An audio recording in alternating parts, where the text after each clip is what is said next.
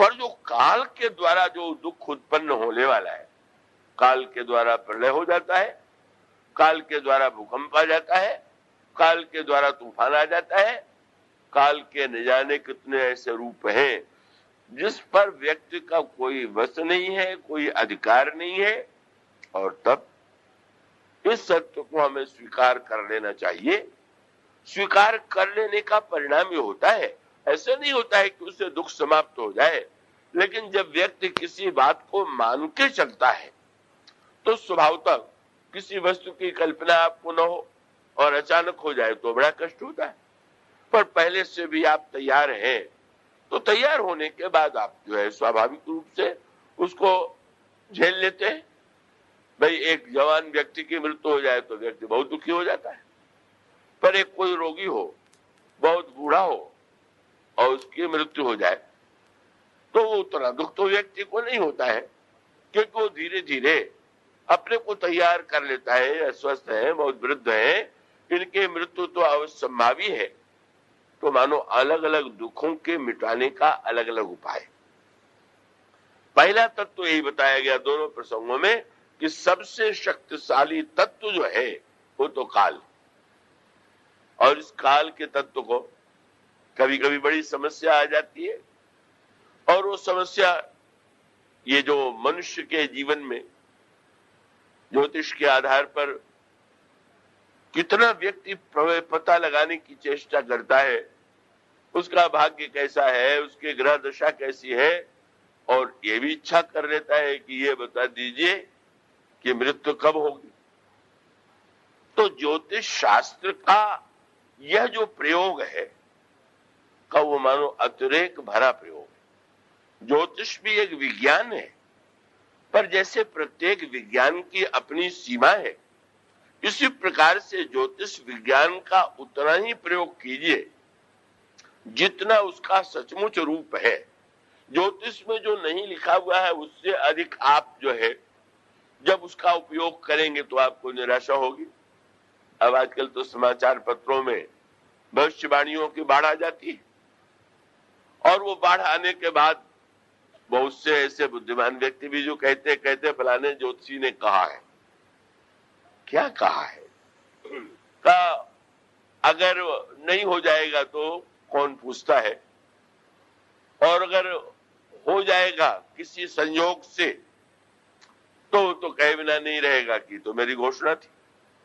और कई बार तो ऐसा भी होता है कि न भी कहा हो तो हो जाने के बाद कहने लगेगा कि हाँ मैंने पहले भी ऐसा कहा था।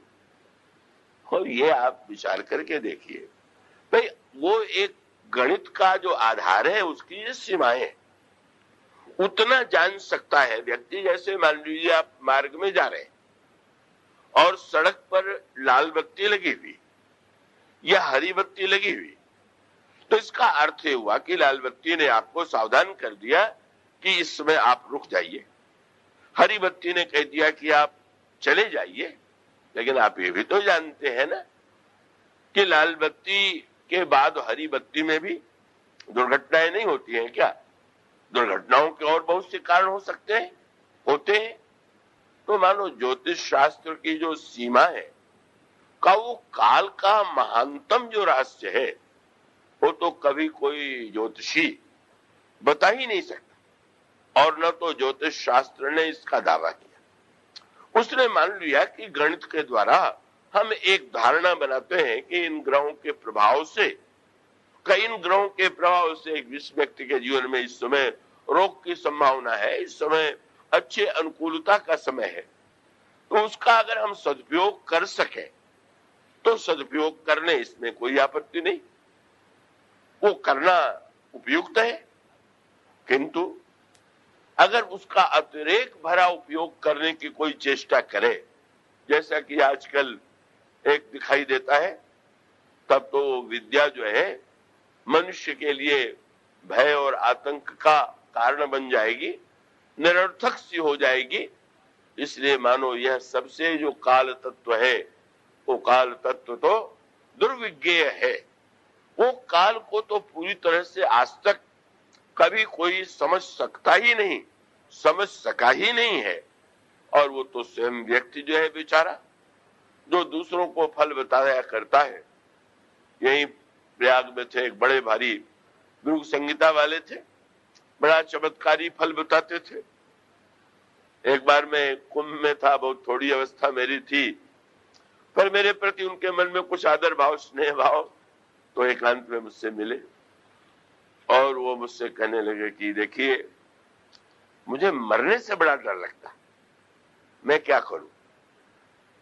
तो मैंने कहा कि आप तो दूसरों के मरने का समय बता दिया करते हैं, तो अपने विषय में भी तो आपने पता लगाया होगा कि कब मृत्यु होने वाली है। तो कहने लगे देखिए, सच बात यह है कि मुझे अपने विषय में नहीं पता है कि मैं कब मरूं।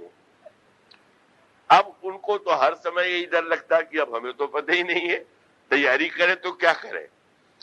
और लोग तो मान लो तैयारी करें, चेष्टा करें, अब पता ही नहीं। फिर मैंने ये कहा कि बहुत से दुख तो ऐसे हैं कि जिनको विवेक के द्वारा का व्यक्ति विचार के द्वारा उसको हल्का कर सकता है। उसके विषय में जो आपके लिए उपाय, बस रामायण में सूत्र दिया गया है, जानने की उतनी ही चेष्टा कीजिए जितना जानना आपके लिए संभव है और जितना जानना आपके लिए लाभदायक। ये नहीं, कई लोग तो हमें बताया करते कि अगर गाड़ी में भीड़ भाड़ हो और बैठने की जगह ना हो तो हम हाथ देखने लग जाते हैं, और जहां दो एक का हाथ देखा लोग खाली कर देते, आइए आइए बैठिए, मेरा भी हाथ देख दीजिए।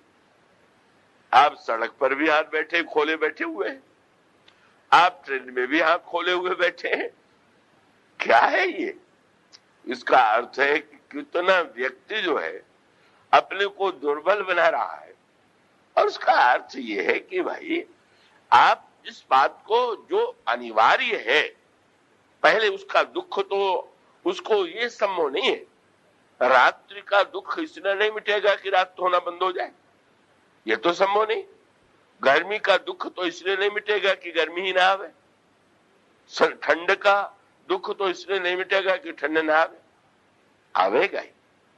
हाँ, आप उसके लिए उपाय कर लेते हैं और उपाय करके एक व्यक्ति सहने का अभ्यास डाल लेता है तो भी उसको उतना कष्ट नहीं होता।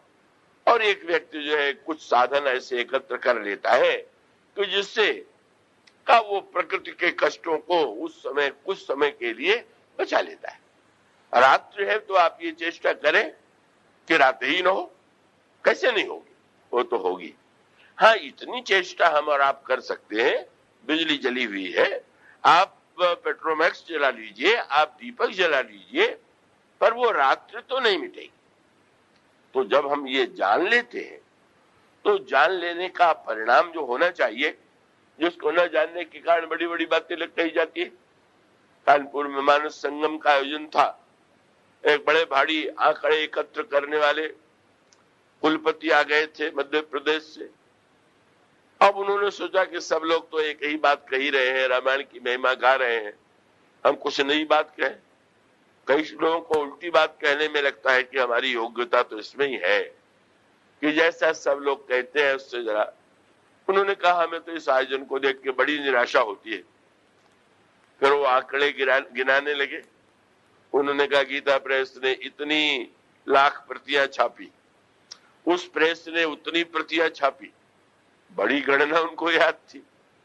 उन्होंने कहा इतनी तो प्रतियां छप गई और इतने तो आयोजन होते हैं, उसमें इतना तो व्यय होता है। बड़ा उनको सब एकत्र था।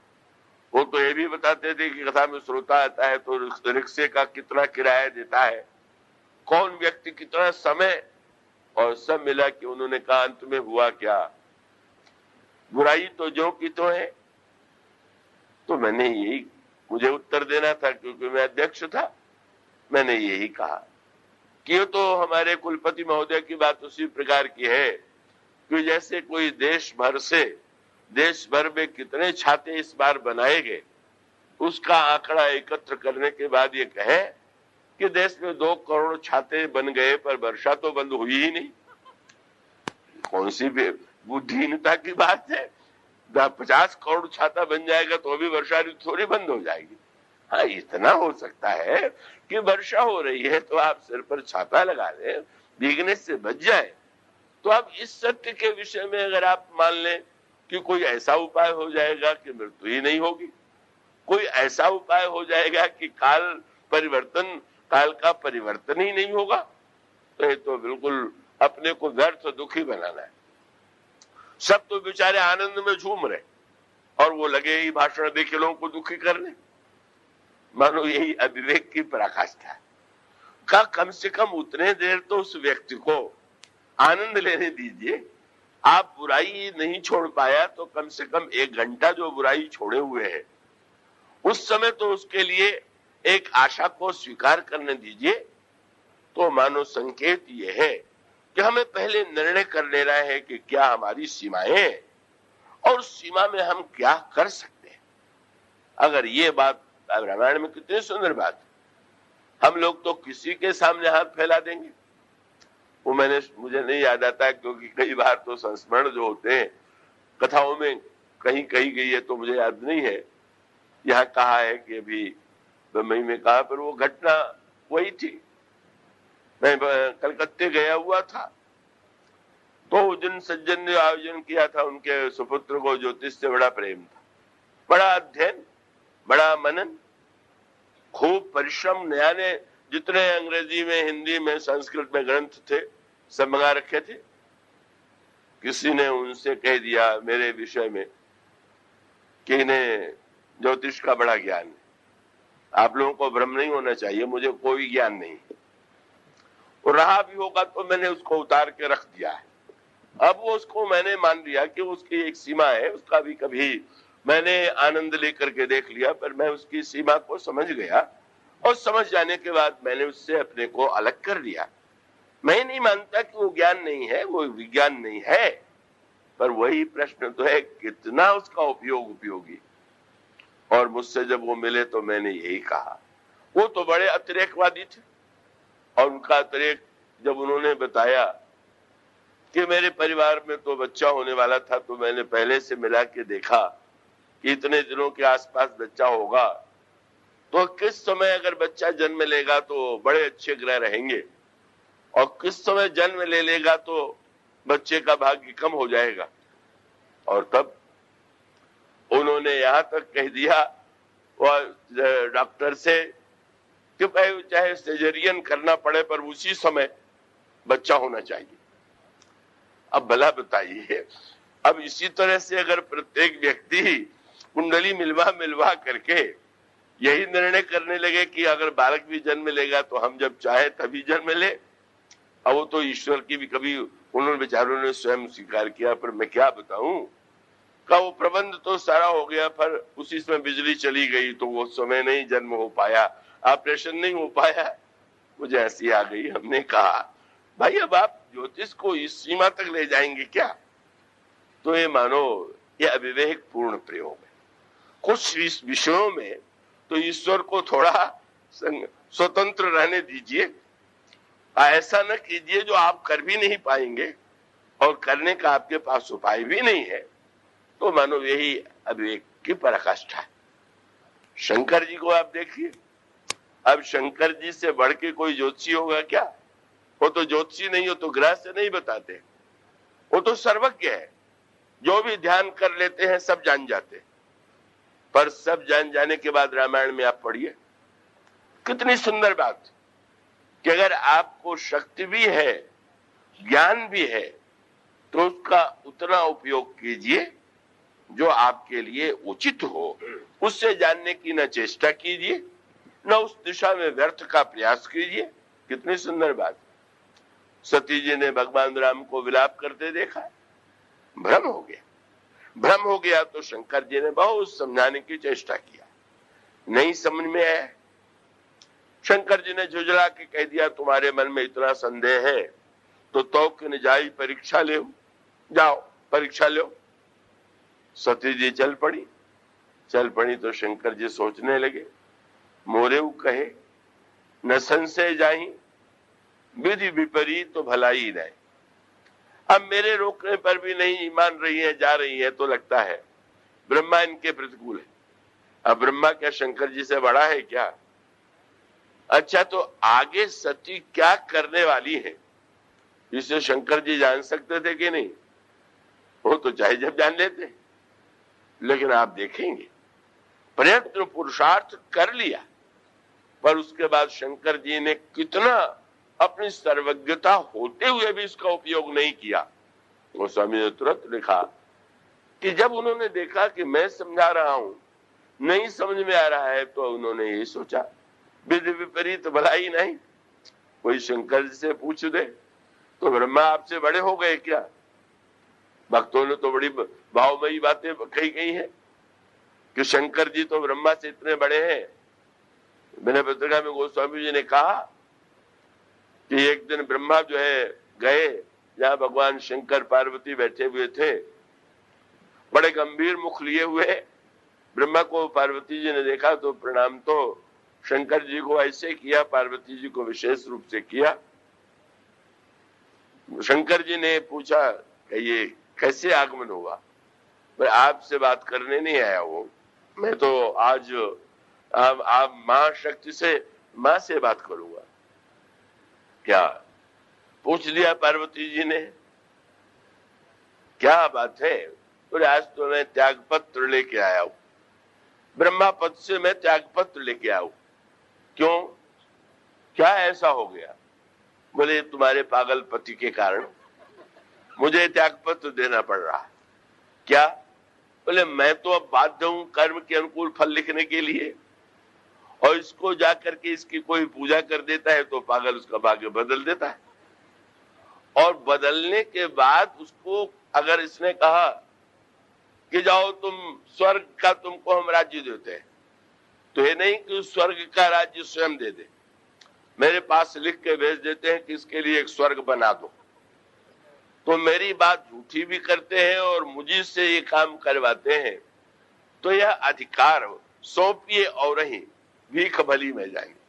क्या पागल से अब नित्य यही करता रहूं? इसलिए मानो गोस्वामी जी ने कहा है कि ये व्यंग भरी भाषा में प्रशंसा थी कि आपके पति जो है वो तो वो जो सारे भाग्य हैं उनको भी बदल दिया करते हैं। तो मानो एक संस्कृत में एक शैली है, निंदा की व्याज से स्तुति, वही स्तुति कर रहे थे। तो लिखा प्रेम प्रशंसा विनय व्यंग जुत सुन विधि की प्रिय बानी, तुलसी मुदित महेश मन ही मन जगत मातु मुस्कानी। मुस्कुराने लगी, नहीं चलिए मैं इनको समझाऊंगी कि ऐसी बातें न किया करें, पर अपना कार्यभार आप संभाल लीजिए। तो ब्रह्मा तो उनके से लिखे हुआ है कि भाई तुम जो तप करई कुमारी तुम्हारी, तो भाव्यू में सकें त्रिपुरारी। एक और रामायण में कहा गया कि देव यक्ष गंधर्व नर किन्नर राजकुमारी जीत बरी निज बाहुबल बर सुंदरी बहुना। रामायण में लिखा कहा मुनीस हेमंत सुनु जो विधि लिखा लिलार, देव धनुज नर नाग मुनि कौन मेटनिहार। और दूसरी जगह लिखा गया जो तप करे कुमारी तुम्हारी, तो भावी मेट सकें त्रिपुरारी।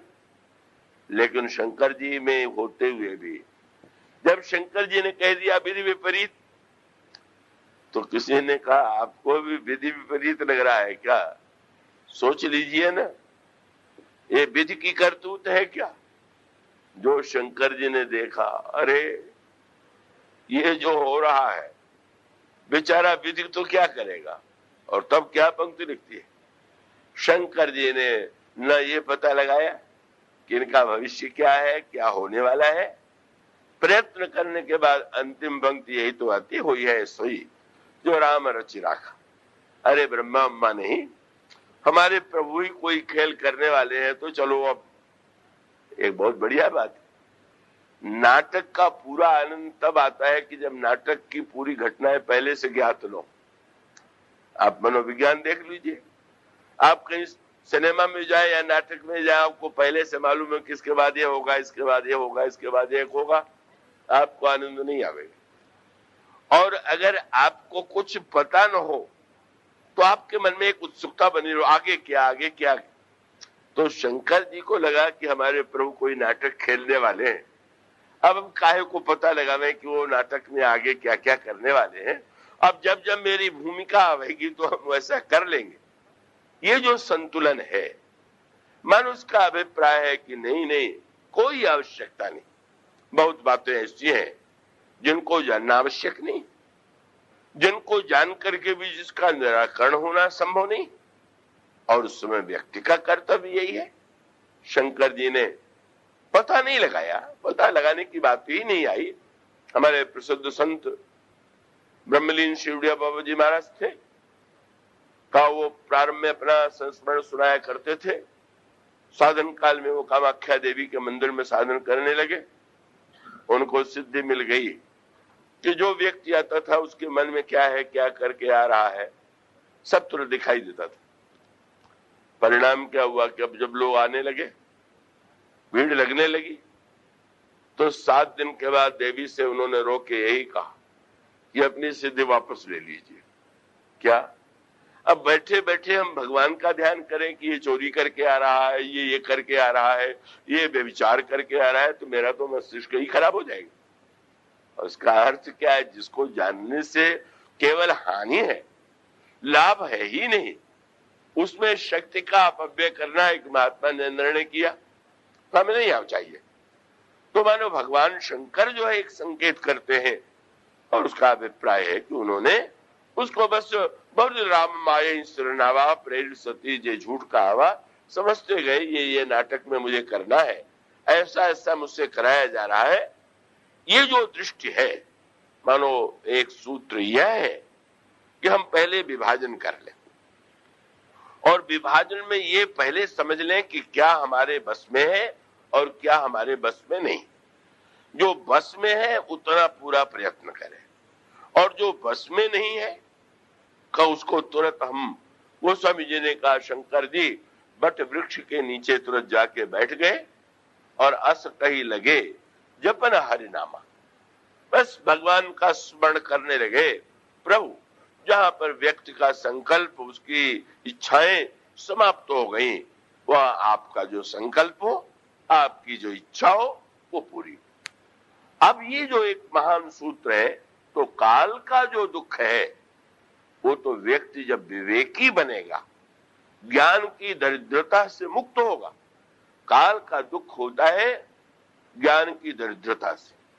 अगर व्यक्ति ज्ञानवान है तो स्पष्ट वो संकेत आता है। परशुराम जी धनुष टूटने के बाद क्रोध में भरे हुए आ गए, तो भगवान राम और परशुराम का जो संवाद है, लक्ष्मण जी और परशुराम का जो संवाद है, वो तो बड़ा तात्विक है। और तात्विक का अभिप्राय ये है कि लक्ष्मण जी ने परशुराम जी से जब ये कहा कि लड़कपन में तो महाराज हम बहुत से धनुष तोड़ा करते थे, धनु ही तोड़ा करते थे, तब तो आपको कभी क्रोध नहीं आया, आप तो कभी नहीं आए, अब ऐसा क्यों? तो उनको लगा कि ये बालक मेरी हंसी उड़ा रहा है। पर अगर हम और आप अपने जीवन में विचार करके देखें, संसार में क्या नित्य हर समय लाखों व्यक्तियों की मृत्यु नहीं हो रही? पर क्या जितने लोगों की मृत्यु हो रही है उसके लिए हम खाना छोड़ देते हैं क्या? हमको दुख होता है क्या? आप हंसते रहते हैं, खेलते रहते हैं, आनंद मनाते रहते हैं। हमें आपको दुख कब होता है? भाई जिससे हमारी कोई एक ममता है, दुख देती है व्यक्ति को एक सीमा तक ममता। अगर दूसरे की मृत्यु हो गई जिससे ममता नहीं है, तो पंचमात्र दुख नहीं होगा। कभी तो ऐसा भी हो सकता है कि अगर दो देशों में युद्ध हो रहा हो और एक देश का वो व्यक्ति अगर उसकी मृत्यु हो जाए, तो उस देश वाले अगर दुख मनाने हुए तो दूसरे देश वाले उसमें सुख मनाने लगेंगे। और मानो सूत्र क्या है कि मृत्यु में अगर दुख होता, लक्ष्मण जी बहुत बड़ी बात कह रहे, हमारा धनुष टूटना माने नष्ट हो गया, और धनुष टूट जाने में अगर दुख होता तो लड़कपन में तो ये काम हम नित्य करते थे, आपको क्रोध नहीं आया। मानो संकेत ये था कि महाराज आप व्यर्थ ही मान बैठे कि आपको धनुष टूटने का दुख, कुछ दुख नहीं। आपका एक मकान है, मकान आपने बेच दिया, कल उसमें आग लग गई, आपने बेचा नहीं था तब आग लगी और बेच दिया तब आग लगी, तो क्या दोनों में समान दुख होगा क्या?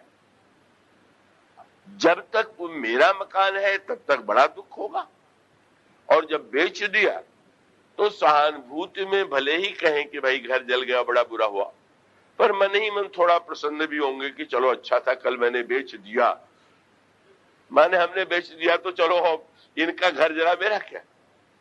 तो मानो सूत्र वही लक्ष्मण जी ने कहा, बहुधनु ही तो रीलरिकाई कबहू न असर सकीन गोसाई, यही धनु पर ममता कही हेतु। आपने व्यर्थ जो है, कैसा आपका दुख है बिना कारण का। मानो परशुराम तो महान है, पर बताना चाहते थे कि इतना बड़ा व्यक्ति भी अपने लिए दुख मोल रहा है, क्यों?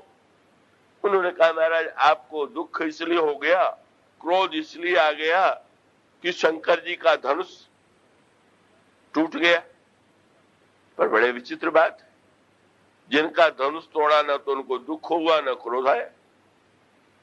जनक के पास वो धनुष था, वो तो बेचारे व्यग्र थे कि टूटे, वो तो टूटने पर प्रसन्न हो रहे हैं। पूछ दिया, कवितावली रामायण में आता है, आपने विचार करके देखा शंकर जी को दुख क्यों नहीं हुआ? इसलिए नहीं हुआ कि शंकर जी से किसी ने कह दिया कि आपका धनुष टूट गया, तो मुस्कुरा के कहने लगे मेरा। अरे जब मैंने पर दे दिया जनक को तो मेरा क्यों रह गया? मेरा धनुष ही नहीं है। नाम भले लोग दिया करे, शंकर का धनुष नाम चल गया, मैं क्यों मानूं कि मेरा धनुष है? जनक से कोई पूछे टूट जाने पर आपको दुख नहीं हुआ? अरे टूटने में तो बड़ा आनंद आया, बोले धनुष तो टूट गया, फिर मेरी कन्या का संबंध तो जुड़ गया, विवाह तो हो रहा है, इससे बढ़कर के आनंद की बात क्या है?